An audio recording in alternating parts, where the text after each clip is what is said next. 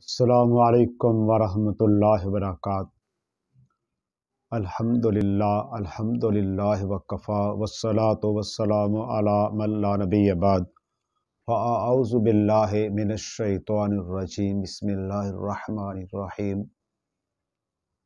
قل هو اللہ احد اللہ الصمد لم یلد ولم یولد وَلَمْ يَكُنْ لَهُ كُفُوًا أَحَدٌ۔ میرے محترم بھائیوں، قرآن مجید میں ایک سورت ہے جس کو سورۃ الاخلاص کہتے ہیں، سورہ توحید بھی کہتے ہیں، اور یہ جو سورت ہے یہ اکثر نمازی ہمارے بھائی جو ہیں اس سورت کو بار بار پڑھتے ہیں۔ تو کسی بھی سورت کو بار بار پڑھنا کوئی منع نہیں ہے، ایک سورت کو بار بار پڑھ سکتے ہیں، لیکن باوجود اس بات کے کہ اکثر نمازی اس سورت کو پڑھتے ہیں اور بار بار پڑھتے ہیں، لیکن ہمارے ہاں اکثر اس سورت کا جو الفاظ ہے، اس کے تلفظ، وہ اکثر بھائی جو ہیں وہ صحیح نہیں پڑھتے۔ تو ایک تو یہ گزارش ہے کہ یہ سورت اگر ہم بار بار پڑھتے ہیں تو کم از کم الفاظ تو صحیح ہونے چاہیے نا، اور دوسرا یہ کہ بار بار پڑھنے کے باوجود بھی شاید ہم اس سورت کی اہمیت اور معنی کو نہیں سمجھ سکے۔ جہاں تک بات ہے پڑھنے کی، تو اکثر بھائی اس کو پڑھنے کے اندر بڑی غلطیاں کرتے ہیں۔ اعوذ باللہ من الشیطان الرجیم، بسم اللہ الرحمن الرحیم۔ قل هو اللہ احد اللہ الصمد لم یلد ولم یولد ولم یکن لہ کفوا احد۔ اور اکثر بھائی جب آخری آیت پڑھتے ہیں نا تو ویسے پڑھ لیتے ہیں، یعنی ان کی بے علمی ہے، جان بوجھ کر نہیں ویسا کرتے، ویسے پڑھ لیتے ہیں وَلَمْ يَكُنْ لَهُ كُفُوًا أَحَدٌ، یہ لام پہ کھڑی زبر پڑھ لیتے ہیں، یا پچھلی آیت کے اندر کو غلطی کرتے ہیں۔ تو کوشش کریں کہ یہ سورت اگر ہم اس کو بار بار پڑھتے ہیں تو اس کے الفاظ اور ہجے وہ درست ہونے چاہیے۔ اور جہاں تک بات ہے اس سورت کی فضیلت اور اہمیت کی، تو بعض لوگوں نے نبی علیہ الصلوۃ والسلام سے پوچھا کہ جس طرح عام طور پر مکہ کے مشرکین، ان کے ہاں جو بت تھے ان کا باقاعدہ نسب نامہ تھا، اور بعض بتوں کے بارے میں ایسی باتیں کرتے تھے، تو انہوں نے اللہ رب العالمین کے بارے میں سوال کیا، تعارف، تو پھر اللہ تعالیٰ نے یہ سورت نازل کی کہ اللہ تعالیٰ کا جو مقام ہے، مرتبہ ہے، شان ہے، وہ ان سے بالکل مختلف ہے۔ اللہ تو اللہ ہی ہے، تو اس کے وہ اللہ تعالیٰ کا تعارف ان بتوں کی طرح نہ سمجھ لینا۔ تو اللہ تعالیٰ نے اپنا تعارف اس سورت کے اندر کیا ہے، اور یہ جو سورت ہے نبی علیہ الصلوۃ والسلام نے فرمایا، لوگوں، جب آپ نے جمع کیا لوگوں کو کہا کہ کیا تم میں سے اس بات سے کوئی بندہ عاجز آ گیا ہے کہ وہ روزانہ ایک ثلث یعنی 10 سپارے پڑھے؟ تو لوگوں نے کہا بھی یہ تو بات تو مشکل ہے۔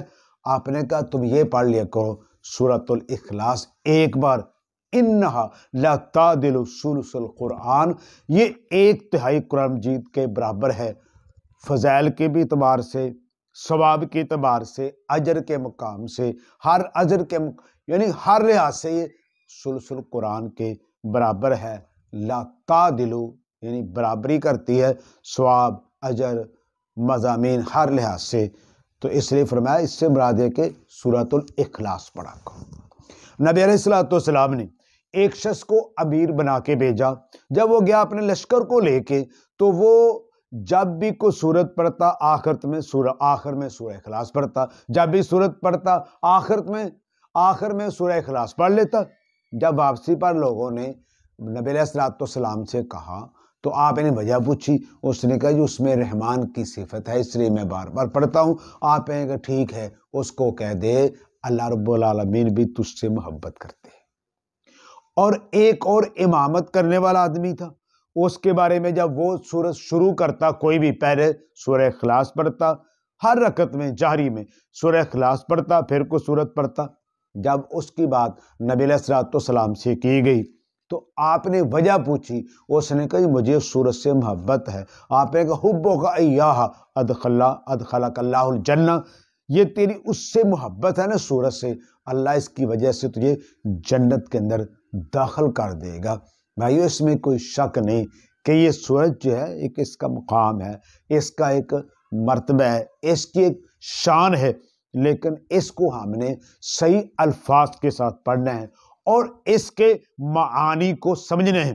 سورہ اکثر جو ہمارے ہاں توحید کی 3 اقسام بیان کی جاتی ہیں کہ ربوبیت، الوہیت، اسماء و صفات، اللہ تعالیٰ نے وہ تمام قسم کی توحید کی اقسام اس ایک ہی صورت کے اندر جمع کر دی ہیں۔ قل هو اللہ احد، کہہ دیجئے اللہ ایک ہی ہے، اللہ ایک ہی ہے، اللہ الصمد، اللہ بے نیاز ہے، یعنی اللہ تعالیٰ کو کسی کی پرواہ نہیں ہے۔ اللہ تعالیٰ کل کائنات کا مالک ہے، زمین و آسمان اس نے بنائے ہیں، کوئی اس میں اس کا شریک نہیں ہے۔ یہ کیا ہے؟ یہ ربوبیت ہے۔ لم یلد ولم یولد، اللہ تعالیٰ کسی کا محتاج نہیں ہے، نہ باپ ہے نہ بیٹا ہے۔ یہ ساری چیزیں محتاجی کی علامت ہوتی ہیں، اور اللہ تعالیٰ کو ایسی کوئی ضرورت نہیں ہے۔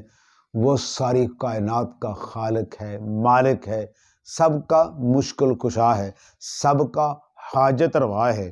پوری کائنات کا نظام وہ اکیلے بلا شرک غیر کر رہا ہے، تو اس کو کیا ضرورت ہے باپ یا بیٹا بننے کی؟ وَلَمْ يَكُنْ لَهُ كُفُوًا أَحَدٌ،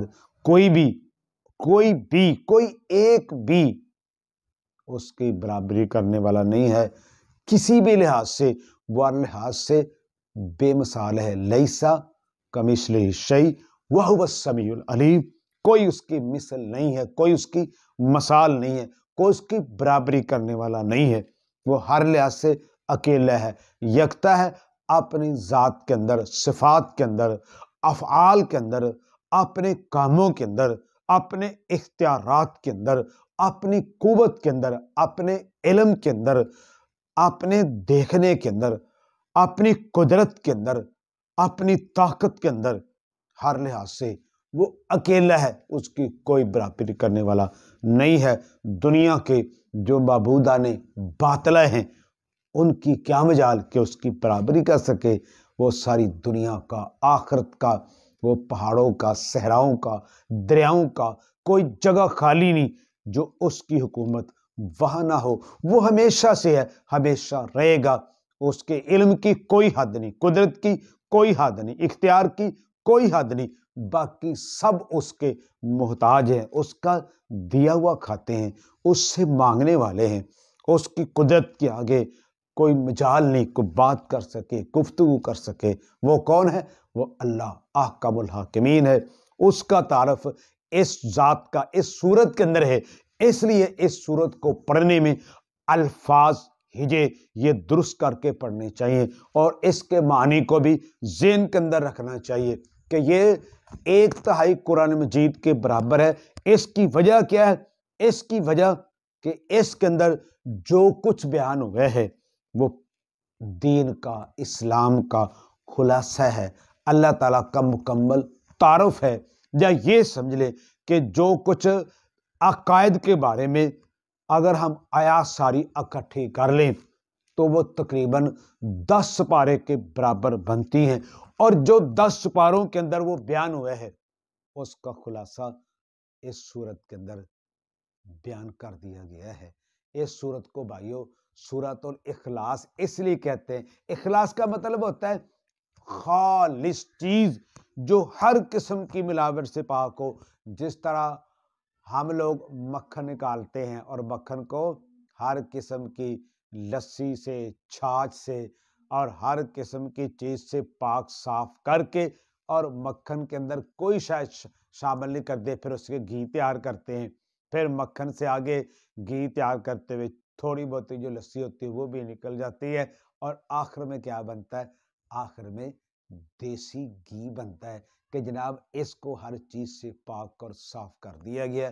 یہ صرف سمجھنے اور سمجھانے کی حد تک ہے، ورنہ اللہ تعالیٰ کا خالص ہونا وہ تو اسی کے شان کے لائق ہے، اسی کی عظمت ہے.